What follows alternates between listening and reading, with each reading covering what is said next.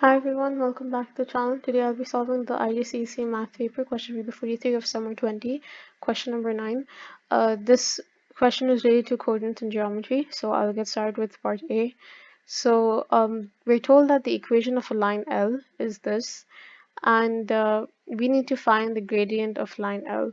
So we're told that this is a line, as in it is a straight line. And you know that straight lines have a default equation of y is equal to mx plus c. What I mean by default is actually the standard way the equation is. It will always be like this.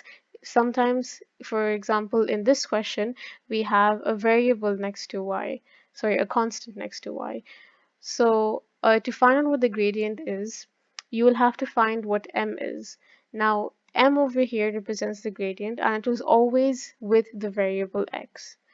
If you look in this equation over here, you'll see that 3 is with x, and you might think that 3 is actually the gradient, but it's not. Because over here, y has -8, when in our standard equation, actually, y has a constant of 1 with it. So first, we have to make y the subject of the formula. When you take the -8y to the side, you get 8y is equal to 3x plus 20. Now I have to divide everything by 8.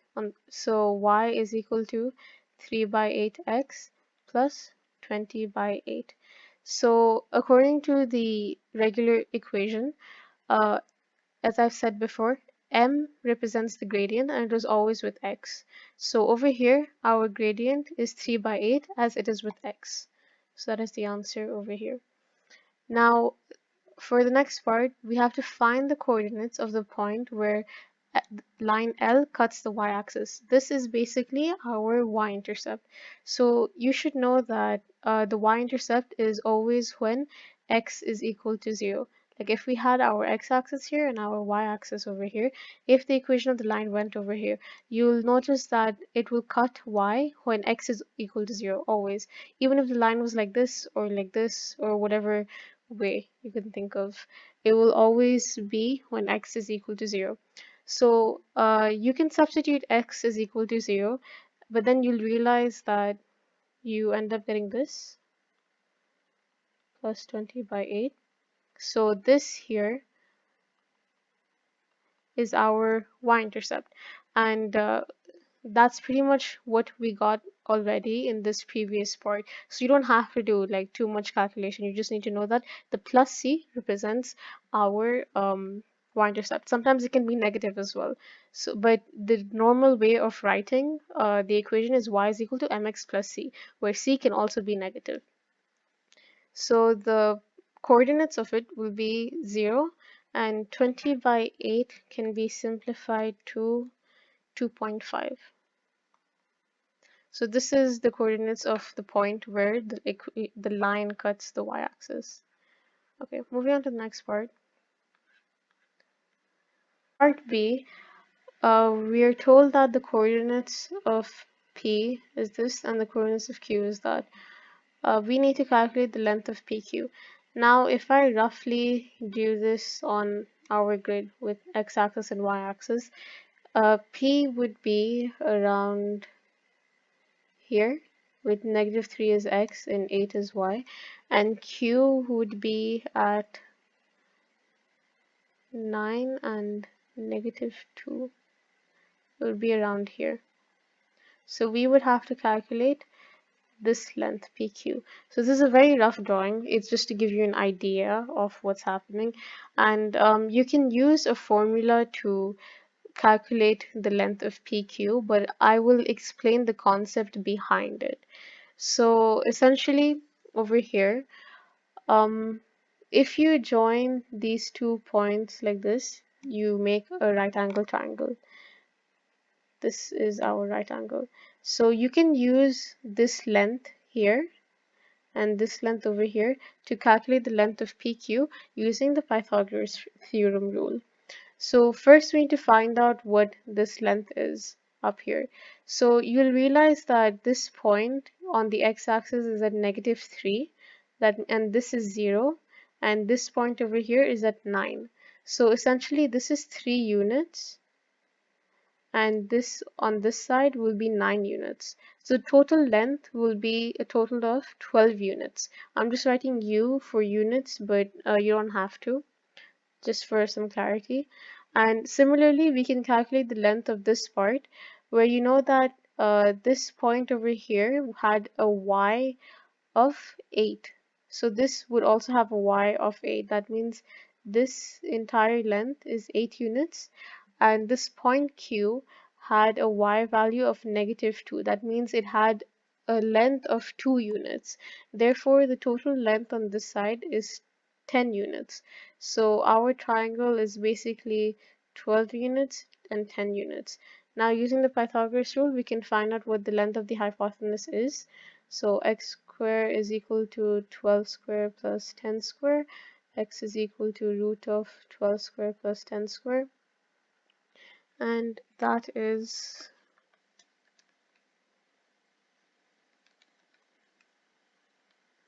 15, sorry, 15.6. Yeah. Or it can also be written as 2 root 61. But let's see if we need to use this full value later or not. Now, moving on to part 2. We have to find the equation of a line parallel to PQ that passes through the point 6 and -1. So let's say this was P again and this was Q. Oops, not a very straight line. But this is PQ and we have a line that is parallel to it. So that means the gradient of this line would actually be the same. And it passes through the point 6 and -1. So we need to find the equation of it. So the equation of a line is normally y is equal to mx plus c again. And we can calculate the gradient with the previous coordinates we were given for PQ, because the gradient of PQ is going to be equal to the gradient of this other line. So to find the gradient of PQ, we'd make use of the rule y2 minus y1 upon x2 minus x1. Now you should always be careful about which coordinates you're taking as y2 and y1 and which one you're taking as x2 and x1.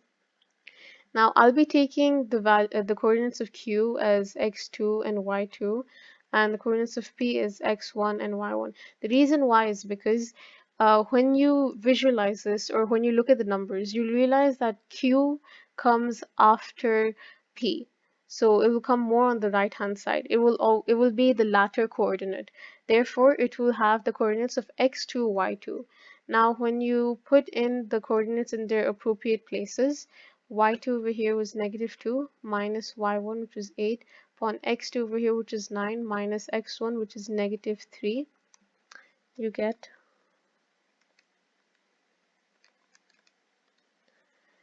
-5/6. Now this is our m value or our gradient value, and that was actually the gradient of PQ, but because it is parallel to our new line, the new line will also have this gradient of -5/6. Now all we have left to do is to find the y-intercept for our equation to be complete. And so if we substitute the values of 6 and -1 in our current equation, we can find the value of C. So 6 is our x coordinate and y is our -1 coordinate. So over here, -1 is equal to -5/6 into x is 6 plus C. So it will be -1 is equal to -5 plus C. Therefore, C is equal to -1 plus 5, which gives us 4.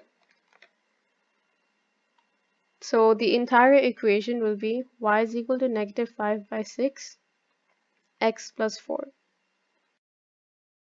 So moving on to part 3, we have to find the equation of the perpendicular bisector of PQ. So again, if PQ was this line, the perpendicular bisector would lie perpendicularly to it and in the midpoint. I know this doesn't look very much like the midpoint. Actually, I'll just draw it properly here. So we know a few properties of it is that the gradient of a perpendicular bisector will be -1 by m. And m is the gradient of our previous line, or the line to which the perpendicular bisector is cutting through. In this situation, it's going to be the gradient of PQ. So -1 by 1 divided by the gradient m, which over here was -5 by 6. That's basically -1 into 6 by -5, because when you're dividing with a fraction, you have to multiply and reciprocate the fraction. So you end up getting 6 by 5. Yeah, so this is the gradient of our new line.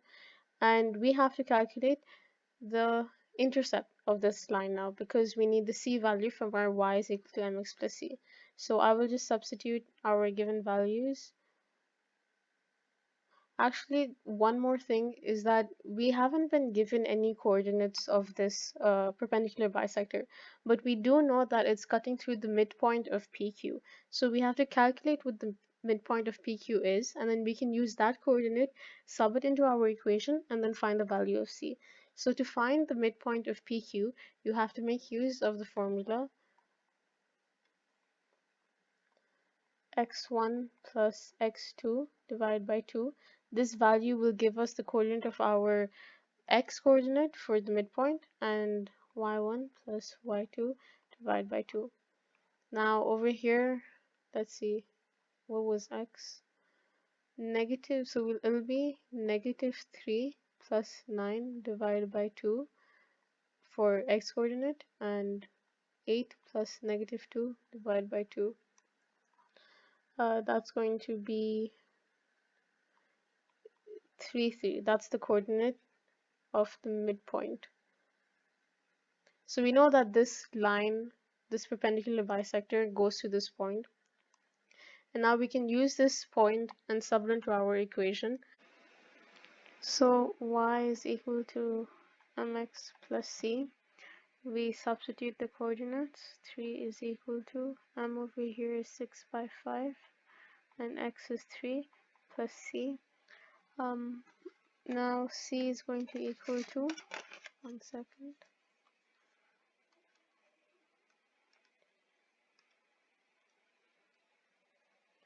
C is equal to -3 by 5, or -0.6. I'll be using -3.5.